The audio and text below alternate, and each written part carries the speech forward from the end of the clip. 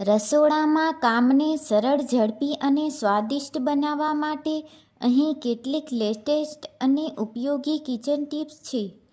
રસોઈમાં સ્વાદ અને ગુણવત્તા વધારવા ગ્રેવીનો લાલ ચટક રંગ. જો તમારી પંજાબી શાકની ગ્રેવીમાં હોટલ જેવો લાલ રંગ જોઈએ છે તો મરચું નાખતી વખતે તેમાં થોડું બીટ છીણીને નાખો.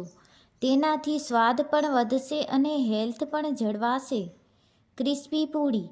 પૂરી માટે લોટ બાંધતી વખતે તેમાં 1 ચમચી સોજી રવો અને થોડું ગરમ તેલ નાખો. પૂરી લાંબા સમય સુધી ફૂલેલી અને ક્રિસ્પી રહેશે. નરમ રોટલી. જો રોટલી કડક થઈ જતી હોય તો લોટ બાંધતી વખતે પાણીને બદલે હુંફાળું દૂધ વાપરો. સમય અને મહેનત બચાવવા. લસણ ફોલવાની રીત. લસણની કળીઓને 10 મિનિટ ગરમ પાણીમાં પલાળી રાખો. તેની છાલ એકદમ સરળતાથી નીકળી જશે. લીલા મરચાં સ્ટોર કરવા. મરચાંની ઉપરની ડાળી તોડીને તેને એરટાઇટ ડબ્બામાં પેપર નેપકિન સાથે રાખો. મરચાં 15-20 દિવસ સુધી તાજા રહેશે. ઝડપી આદુ લસણની પેસ્ટ. અઠવાડિયાની આદુ લસણની પેસ્ટ એકસાથે બનાવી તેમાં થોડું મીઠું અને તેલ નાખીને ફ્રીજમાં રાખો. તે કાળી નહીં પડે અને લાંબો સમય ચાલશે. ક્લિનિંગ અને મેન્ટેનન્સ. મિક્સરની સફાઈ. જો મિક્સરના જારની બ્લેડ બૂઠી થઈ ગઈ હોય તો તેમાં થોડું મીઠું નાખીને 1 મિનિટ ફેરવો. બ્લેડ ફરીથી તેજ થઈ જશે. વાસણની દુર્ગંધ. પ્લાસ્ટિકના ડબ્બામાં જો વાસ આવતી હોય તો તેમાં થોડો વર્તમાનપત્રનો કાગળ ડૂચો વાળીને આખી રાત મૂકી દો. Gas burner. જો બર્નર કાળા પડી ગયા હોય તો તેને ઈનો અને લીંબુના રસવાળા ગરમ પાણીમાં 15 મિનિટ પલાળી રાખો. તે નવા જેવા ચમકી જશે. Pro tip. રસોઈ બનાવતી વખતે જો મીઠું વધી જાય તો ગભરાવાની જરૂર નથી. લોટનો એક નાનો ઘોડો બનાવીને શાક કે દાળમાં નાખી દો. તે વધારાનું મીઠું શોષી લેશે. અનાજ અને કઠોળની જાળવણી. કઠોળને જંતુથી બચાવવા. મગ, ચણા કે તુવેર દાળને લાંબા સમય સાચવવા હોય તો તેમાં દિવેલ કાસ્ટર ઓઇલ મિક્સ કરીને રાખો અથવા ડબ્બામાં લવિંગ નાખી દો. તેનાથી જીવાત નહીં પડે. ચોખા માટે ટીપ.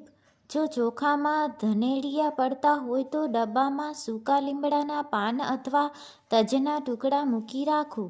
લોટમાં ભેજ. ચોમાસામાં લોટમાં ગાંઠો ન પડે તે માટે લોટના ડબ્બામાં આખા સૂકા મરચાં મૂકવાથી ભેજ દૂર રહે છે. શાકભાજી અને ફ્રૂટ. Smart tips. બટાકા અને ડુંગળી. ક્યારે પણ બટાકા અને ડુંગળીને એકસાથે ન રાખવા. ડુંગળીમાંથી નીકળતો ગેસ બટાકાને જલ્દી સડાવી દે છે. લીંબુનો વધુ રસ.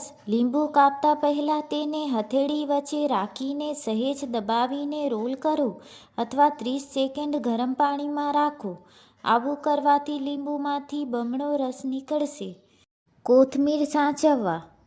કોથમીરને ધોયા વગર તેના મૂળ કાપીને એક સ્ટીલના ડબ્બામાં પેપર નેપકિનમાં વીંટીને રાખવાથી તે 10-12 દિવસ સુધી તાજી રહેશે. રસોઈમાં નાની પણ મહત્વની વાતો. દહીં જમાવવા.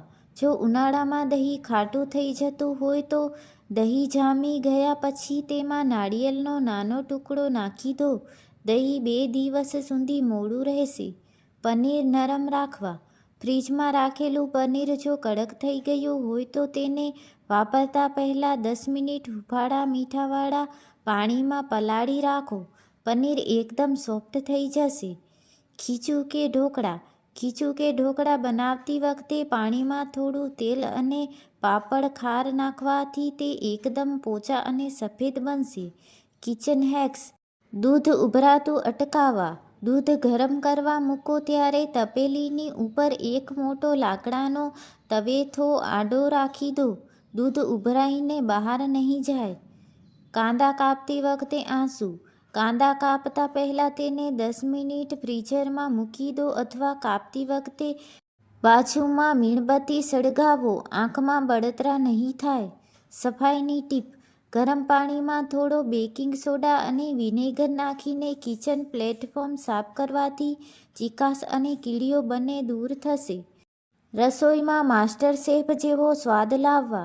ગળપણનું સંતુલન. જો કોઈ શાક કે ગ્રેવીમાં ભૂલથી મરચું કે તીખાશ વધી જાય તો તેમાં થોડી મલાઈ, દહીં અથવા ખાંડ ગોળ નાખવાથી તીખાશ બેલેન્સ થઈ જશે. પરફેક્ટ ચોખા. ભાત બનાવતી વખતે પાણીમાં લીંબુના 2-3 ટીપાં નાખવાથી ભાત એકદમ સફેદ અને છૂટા બને છે. મસાલાની સુગંધ. મસાલા જેમ કે ગરમ મસાલો કે ધાણા જીરુંને હંમેશા રસોઈ પૂરી થવાની 5 મિનિટ પહેલાં નાખો. લાંબો સમય ઉકાળવાથી મસાલાની સુગંધ ઉડી જાય છે. તેલ અને તેલવાળા વાસણોની સફાઈ. તેલ ઓછું શોષાય. ભજીયા કે વડા તળતી વખતે તેલમાં 1 ચપટી મીઠું નાખી દો. તેનાથી ભજીયામાં તેલ ઓછું શોષાય છે. તેલની ચીકાશ દૂર કરવા. જો રસોડાના પ્લેટફોર્મ પર તેલ ઢોળાયું હોય તો તેના પર થોડો લોટ ઘઉંનો કે ચણાનો છાંટી દો. લોટ તેલને શોષી લેશે. પછી કપડાથી સાફ કરી લો. ચીકાશ બિલકુલ નહીં રહે. ફ્રીજ અને સ્ટોરેજ સ્માર્ટનેસ. ફ્રીજની દુર્ગંધ. ફ્રીજમાંથી અજીબ ગંધ આવતી હોય તો એક વાટકીમાં ખાવાનો સોડા અથવા અડધું કાપેલું લીંબુ મૂકી રાખો. ગંધ ગાયબ થઈ જશે. ટમેટાં સ્ટોર કરવાની રીત. ટમેટાને લાંબા સમય તાજા રાખવા હોય તો તેને હંમેશા નીચેનો ભાગ જ્યાં ડીટીયું હોય નીચે તરફ રહે તેમ રાખો. બિસ્કિટ નરમ ન પડે. બિસ્કિટના ડબ્બામાં 1 ચમચી ખાંડ નાખી રાખવાથી બિસ્કિટ ભેજને કારણે નરમ પડતા નથી. લોટ અને બેટર ટિપ્સ. ઢોસા ક્રિસ્પી બનાવવા. ઢોસાના ખીરામાં 1 ચમચી ચણાની દાળ અને મેથીના દાણા પલાળીને પીસવાથી ઢોસા એકદમ લાલ અને કડક બને છે. પૂરીમાં તેલ ન ભરાય. પૂરી વાળ્યા પછી તેને તળતા પહેલાં 10 મિનિટ ફ્રીજમાં મૂકી દો. તળતી વખતે તે તેલ ઓછું પીશે. ઇડલી પોચી બનાવવા. ઇડલીના ખીરામાં થોડા સાબુદાણા પીસીને નાખવાથી ઇડલી રૂ જેવી પોચી બને છે. વધેલી રસોઈનો ઉપયોગ. વધેલા ભાત. જો રાતના ભાત વધ્યા હોય તો તેને સવારે ગરમ કરતી વખતે તેમાં પર થોડા પાણીના ટીપાં છાંટો. તે ફરીથી તાજા જેવા થઈ જશે. વધેલી રોટલી. વધેલી રોટલીને પીસીને તેમાં મસાલા નાખીને તેના વઘારેલા લાડુ કે કટલેસ બનાવી શકાય છે. ખાસ વાત. સ્ટીલના વાસણ બળી ગયા હોય તો તેમાં પાણી ભરીને 1 ચમચી વોશિંગ પાવડર અને અડધું લીંબુ નાખીને ઉકાળો. બળેલા દાગ આપોઆપ છૂટા પડી જશે.